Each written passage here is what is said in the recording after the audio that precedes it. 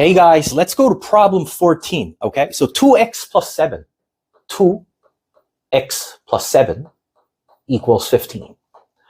All right, so let's just try to isolate the variable. And today in this lecture, in this small video clip, I'll explain about something called parity, even number and odd number, because this is a good introduction for me to talk about even number plus even number, odd number plus odd number, or even plus odd. So here we go. First off, if we isolate the variable 2x, well, you can subtract 7 out of both cases. Well, that becomes 2x equals positive 8. So x, 1 over 2, and you can multiply 2x in front. So 1/2 times 8, it becomes 1/2 times 2 times x equals positive 4. So we get x equals 4. We get an integer solution. So we found an integer solution. But if I just explain it up to this one, I mean, I don't think it's worth studying, right? So let me explain a few things in detail. Let's just try to investigate, the remainder as we've done so far. So check this out.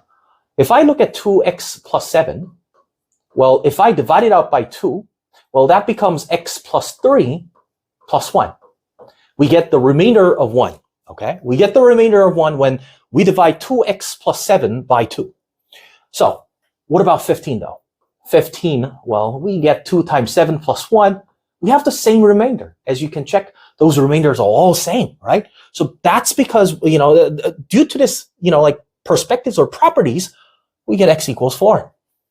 Okay, but let's just try to think about it in a little bit, a bit more deeper than the usual, the phenomena. We get 2x plus 7 and 15. Okay, so what does this mean? Let's just try to understand what it means. It means that we get 2 times some block plus 1.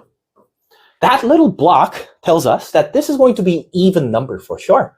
So I got even number for sure. So we get even number plus 1. That tells me that's going to be odd. Does that make sense? That's supposed to be all odd.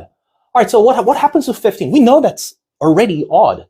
We are multiplying 2 by some number. So this whole thing will be even number, as you can check. And that 1, by adding 1 to even number makes things, make things odd. So we get odd number equaling odd number. So that's why we get certain solutions. So here we go. Let me talk about something called parity, okay? So parity. So what is parity? Parity means that we can somehow classify all set of integers, all set of natural numbers, whole numbers into 2 parts, even number or odd numbers. So we can actually get something like 2x or maybe 2x plus 1.